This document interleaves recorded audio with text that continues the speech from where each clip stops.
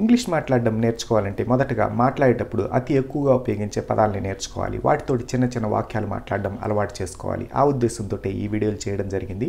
మీరు మొదటిసారి నా ఛానల్ చూస్తున్నట్టయితే కింద సబ్స్క్రైబ్ అనే బటన్ ఉంటుందన్నమాట. దాని మీద క్లిక్ చేయండి. వెంటనే ఒక గంట గుర్తు కనిపిస్తుంది. దాని మీద కూడా క్లిక్ చేయండి. అలా చేయడం వల్ల నేను చేసిన ఇదివరకు వీడియోలు, నేను చేయబోయే వీడియోలు మీ ఫోన్లో కనిపిస్తూ ఉంటాయి. వాటిని చూస్తూ మీరు ఇంగ్లీష్ నెమ్మదిగా నేర్చుకోవచ్చు. ఈ ఛానల్ ఉచితం. ఈ వీడియోలు చేయడానికి నేను కొంచెం కష్టపడాల్సి వచ్చింది. అందువల్ల వీడియోని పూర్తిగా చూడండి, లైక్ చేయండి. ఈ వీడియో ఎలా ఉందో కింద కామెంట్స్లో తెలియచేయండి. ఇప్పుడు మనం వీడియోలోకి వెళ్దాం. Let's go. ఈ వీడియోలో మాట్లాడేటప్పుడు అతి ఎక్కువగా ఉపయోగించే పదాలైన ఆమె, ఆమెకి, ఆమెని, ఆమెది ఈ పదాలని ఇంగ్లీష్లో ఎలా అనాలో నేర్చుకుందాం. అదేవిధంగా ఈ పదాలతోటి చిన్న చిన్న ఇంగ్లీష్ వాక్యాలు ఎలా మాట్లాడాలో కూడా ఈ వీడియోలో మనం నేర్చుకుందాం. మొదటగా ఆమె అని ఇంగ్లీష్లో అనాలంటే షీ అనాలన్నమాట. షీ అంటే ఆమె. ఆమె ఉన్నది అని ఇంగ్లీష్లో అనాలంటే ఆమె ఉన్నది అని ఇంగ్లీష్లో అనాలంటే షీ ఈజ్ అనాలన్నమాట. She is. ఇక్కడ ఈజ్ అంటే ఆడవాళ్ళకు మాట్లాడినట్లయితే ఉన్నది అనే అర్థాన్ని ఇస్తుంది అనమాట. ఈ ఈజ్ అనే పదాన్ని మగవాళ్ళకు మాట్లాడినట్టయితే ఉన్నాడు అనే అర్థాన్ని ఇస్తుంది అనమాట. అంటే ఇక్కడ ఈజ్ అనే పదం ఉన్నది, ఉన్నాడు ఇట్లాంటి అర్థాలను ఇస్తుంది అనమాట. షీ ఈజ్ అంటే ఆమె ఉన్నది అని ఇంగ్లీష్లో చెప్పడం.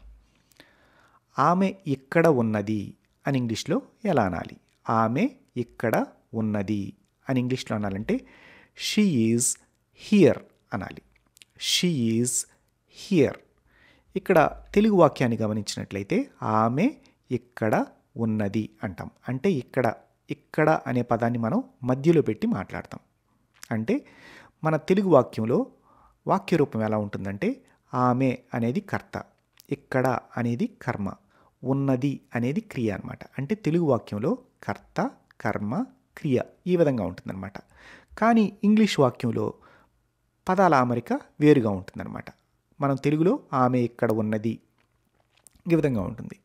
ఇంగ్లీష్ వాక్యంలో పదాల అమరిక ఎలా ఉంటుందంటే ఆమె ఉన్నది ఇక్కడ. ఈ ఇక్కడ అనేది వాళ్ళు చివర మాట్లాడతారనమాట. అందుకనే హియర్ అనేది ఇంగ్లీష్ వాక్యంలో చివర వస్తుందన్నమాట. She is here, she is here అంటారనమాట. అంటే ఇంగ్లీష్ వాక్యంలో కర్త, క్రియ, కర్మ ఈ విధంగా ఉంటుందన్నమాట. అందుకనే వాళ్ళు షీ ఈజ్ హియర్ అంటారనమాట.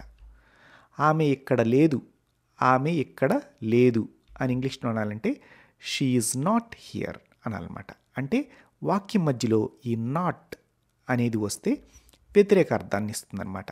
ఈజ్ అంటే ఉన్నది అని నేర్చుకున్నాం కదా. వాక్యాల మధ్యలో ఈజ్ నాట్ కలిపి లేదు అనే అర్థాన్ని ఇస్తుందన్నమాట. షీ ఈజ్ నాట్ హియర్ అనాలన్నమాట. షీ ఈజ్ నాట్ హియర్ అంటే ఆమె ఇక్కడ లేదు అని ఇంగ్లీష్లో చెప్పడం. ఆమె అందంగా ఉన్నది అని ఇంగ్లీష్లో ఎలా అనాలి? ఆమె అందంగా ఉన్నది, లేక మనం మాట్లాడేటప్పుడు ఆమె అందంగా ఉంది అంటాం. ఈ వాక్యాన్ని మనం ఇంగ్లీష్లో మాట్లాడాలంటే she is beautiful, she is beautiful అనాలన్నమాట. అంటే ఇక్కడ షీ అంటే ఆమె, దాని పక్కనే ఈజ్ మాట్లాడాలన్నమాట.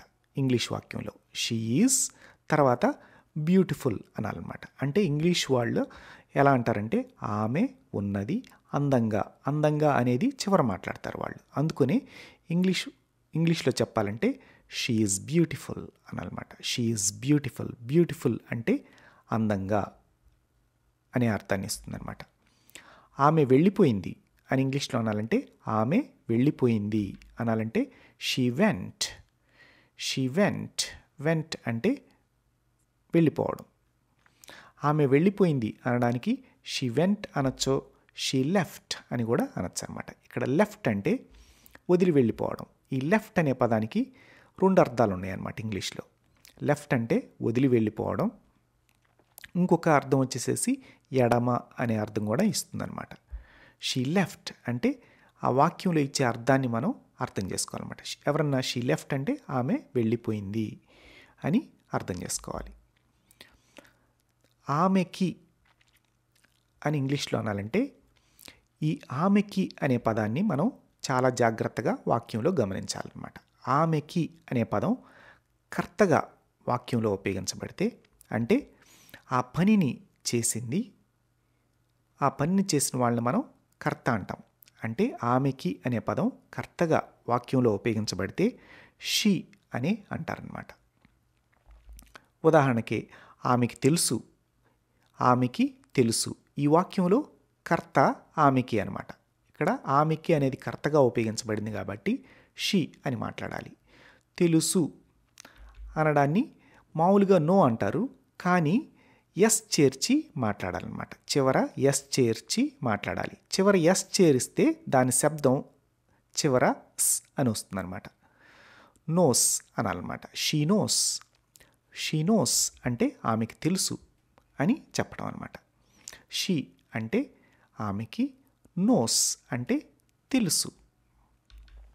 ఆమెకి తెలియదు అని ఇంగ్లీష్లో అనాలంటే, ఆమెకి తెలియదు అనాలంటే షీ డస్ నాట్ నో అనాలన్నమాట. షీ అంటే ఆమెకి, డస్ నాట్ నో ఈ 3 పదాలు కలిపి తెలియదు అనే అర్థాన్ని ఇస్తుందన్నమాట. షీ నోస్ అంటే తెలుసు. తెలియదు చేయడానికి అక్కడ చివరున్న ఎస్ డస్గా మారిపోతుంది. వ్యతిరేక అర్థం ఇవ్వడానికి నాట్ అనేది పెట్టి డస్ నాట్ అని మాట్లాడతారనమాట. She does not know. She does not know అనాలన్నమాట. అంటే ఆమెకి తెలియదు అని అనడం. ఆమెకి కావాలి అని ఇంగ్లీష్లో అనాలంటే ఆమెకి కావాలి. ఈ వాక్యంలో ఆమెకి అనేది కర్త కాబట్టి ఆమెకి అనడానికి షీ ఉపయోగించాలన్నమాట. She wants. She wants. ఇక్కడ వాంట్ అనేది క్రియ అనమాట. చివర ఎస్ చేర్చి మాట్లాడాలి. వాంట్స్ అవుతుందన్నమాట. షీ వాంట్స్ అంటే ఆమెకి కావాలి అని చెప్పడం అనమాట. ఉదాహరణకి ఆమెకి డబ్బులు కావాలి అనాలంటే ఆమెకి డబ్బులు కావాలి అని ఇంగ్లీష్లో అనాలంటే షీ వాంట్స్ మనీ అనాలన్నమాట. ఇక్కడ ఎస్ చేర్చి వాంట్స్ అనాలన్నమాట. షీ వాంట్స్ మనీ అనాలన్నమాట. అంటే షీ అంటే ఆమెకి, వాంట్స్ అంటే కావాలి, మనీ అంటే డబ్బులు. ఆమెకి సహాయం కావాలి అని ఇంగ్లీష్లో అనాలంటే షీ వాంట్స్ హెల్ప్ అనాలన్నమాట. సహాయం ఆ పదాన్ని చివర పెట్టి మనం మాట్లాడాలన్నమాట. హెల్ప్ అంటే సహాయం. She wants help. She wants help అంటారనమాట. అంటే ఆమెకు సహాయం కావాలి అని ఇంగ్లీష్లో అనడం. ఆమెకి ఈ పదం కొన్ని వాక్యాల్లో కర్మగా కనిపిస్తుంది అనమాట. అంటే కర్మగా కనిపించడం ఏంటి అంటే ఆ వాక్యంలో ఆ పని చేసేవాళ్ళు ఎదుటివాళ్ళు అనమాట.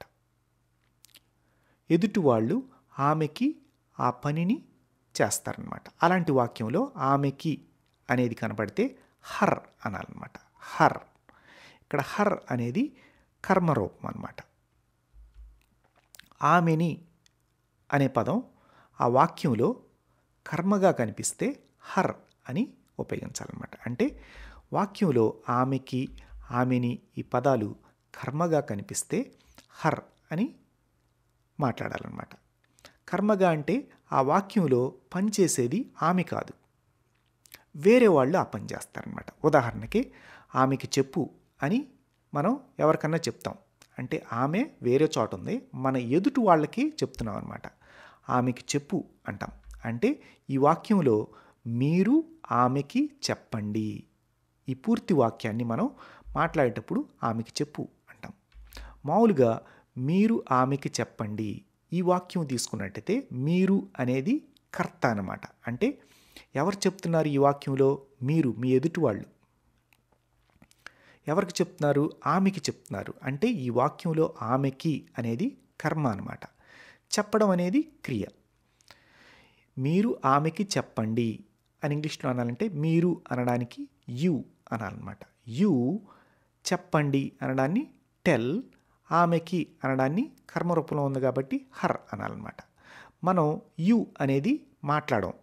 కొన్ని సందర్భాల్లో ఆమెకి చెప్పు అంటాం. మీరు ఆమెకి చెప్పండి అనేదాన్ని మీరు తీసేసేసి కర్త తీసేసి మాట్లాడతాం అనమాట. అంటే ఇంకా మిగిలింది కర్మ, క్రియ అనమాట.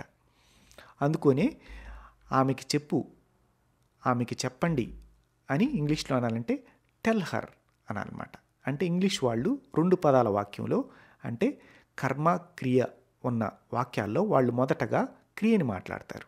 అంటే చెప్పు ఆమెకి అట్లా అంటారనమాట.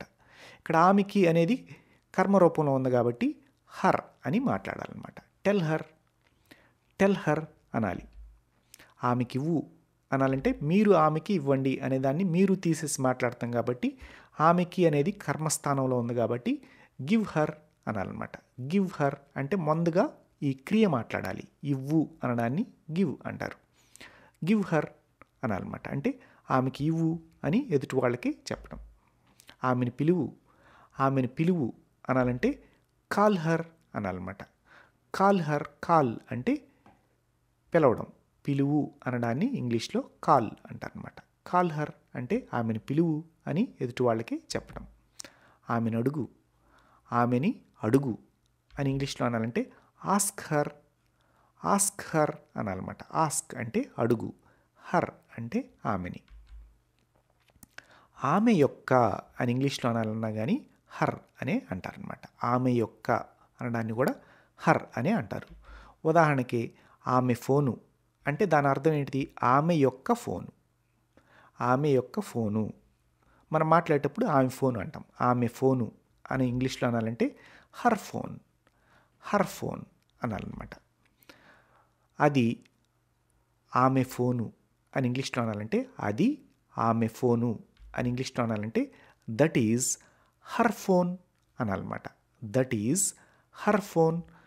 ఇక్కడ మన తెలుగు వాక్యంలో తీసుకున్నట్టయితే అది ఆమె ఫోను. మనం 3 పదాలతోటి మాట్లాడతాం. కానీ ఇంగ్లీష్ వాళ్ళు స్పష్టత కోసం ఇంకొక పదాన్ని అదనంగా చేర్చి మాట్లాడతారనమాట. అది ఆమె ఫోను అని ఇంగ్లీష్లో మనం అనాలంటే దట్ ఈజ్ హర్ ఫోన్ అనాలన్నమాట. ఇక్కడ ఈజ్ అనే దాన్ని అదనంగా ఉపయోగించి మాట్లాడతారనమాట. ఈ ఈజ్ అనే పదం ఉన్నది, ఉన్నాడు, అయి ఉన్నది అనే అర్థం కూడా ఇస్తుందన్నమాట.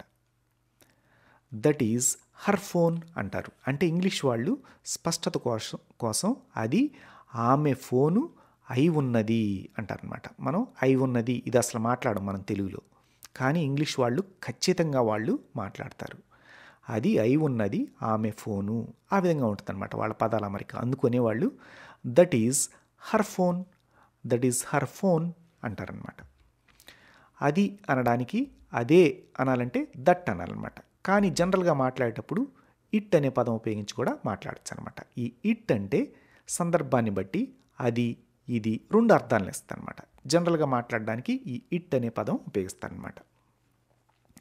అది ఆమె ఫోను అనాలంటే దట్ ఈస్ హర్ ఫోన్ అనొచ్చు. జనరల్గా చెప్పాలంటే ఇట్స్ హర్ ఫోన్ అని కూడా అనొచ్చు అనమాట. ఇది ఆమె ఫోను అనాలంటే ఇట్ ఈస్ హర్ ఫోన్ అని కూడా అనొచ్చు అనమాట. ఇది అని మనం ప్రత్యేకంగానే మాట్లాడాలంటే దిస్ అనే పదం ఉపయోగించాలన్నమాట. దిస్ అంటే ఇది. ఇక్కడ ఇట్ అంటే ఇది అనే అర్థాన్ని ఇస్తుంది, అది అనే అర్థాన్ని ఇస్తుంది అనమాట. మనం ఇదే అని ప్రత్యేకంగా చెప్పాలంటే దిస్ అనే పదం ఉపయోగించి మాట్లాడాలన్నమాట. దిస్ ఈజ్ హర్ ఫోన్ అంటే ఇది ఆమె ఫోను అని ఇంగ్లీష్లో చెప్పడం అనమాట. ఆమెది అనాలంటే ఇంగ్లీష్లో హర్స్ అనాలన్నమాట. హర్స్ అంటే ఆమెది. ఉదాహరణకి మీరు ఏదన్నా వస్తువు చూశారు, ఇది ఆమెది అని ఇంగ్లీష్లో అనాలంటే దిస్ ఈజ్ హర్స్ అనాలన్నమాట. This is hers. మనకు తెలుగులో 2 పదాలు కనిపిస్తాయి అన్నమాట. ఇది ఆమెది అంటాం. కానీ ఇంగ్లీష్ వాళ్ళు ఇది ఆమెదై ఉన్నది అట్లా మాట్లాడతారనమాట. ఉన్నది అనడానికి ఈజ్ అదనంగా పెట్టి వాళ్ళు మాట్లాడతారనమాట. దిస్ ఈజ్ హర్స్ అంటారనమాట. ఇట్ ఈజ్ హర్స్ అని కూడా అనొచ్చు అనమాట. ఇట్ అంటే నేను ముందే చెప్పాను కదా, ఇది అది అట్లా 2 అర్థాలను ఇస్తుంది. ఇది ఆమెది అనాలంటే దిస్ ఈజ్ హర్స్ అనొచ్చు. జనరల్గా మాట్లాడేటప్పుడు ఇట్ ఈజ్ హర్స్ అని అనొచ్చు అనమాట. ఈ వీడియో మీకు నచ్చిందని నేను ఆశిస్తున్నాను. ఈ వీడియోని 1కి 2 సార్లు చూస్తూ ఏ పదం యొక్క అర్థం ఏంటిది, ఈ పదాలన్నీ కూడాను ఒక పేపర్ మీద రాసుకొని ఈ వాక్యాలని నెమ్మదిగా సాధన చేస్తూ ఉండండి. మీకు నెమ్మదిగా మాట్లాడడం వచ్చేస్తుందన్నమాట. మనం ఎలా మాట్లాడుతున్నాము, వాళ్ళు ఎలా మాట్లాడుతున్నారు అనేదాన్ని మీరు జాగ్రత్తగా గమనించారంటే మీకు సులభంగా అర్థమవుతుంది. ఈ వీడియో నచ్చినట్లయితే లైక్ చేయండి, ఛానల్ సబ్స్క్రైబ్ చేసుకొని సపోర్ట్ చేయండి. మళ్ళీ నెక్స్ట్ వీడియోలో కలుద్దాం. Until then bye for now, take care. Okay అండి, నేను చేసిన వీడియోలు మీకు ఇంగ్లీష్ నేర్చుకోవడానికి ఉపయోగపడుతున్నాయో లేదో కింద నాకు కామెంట్ చేసి చెప్పండి. అదేవిధంగా వీడియోని గట్టిగా ఒక లైక్ కొట్టండి, ఛానల్ సబ్స్క్రైబ్ చేసుకొని సపోర్ట్ చేయండి. Have a nice time, take care.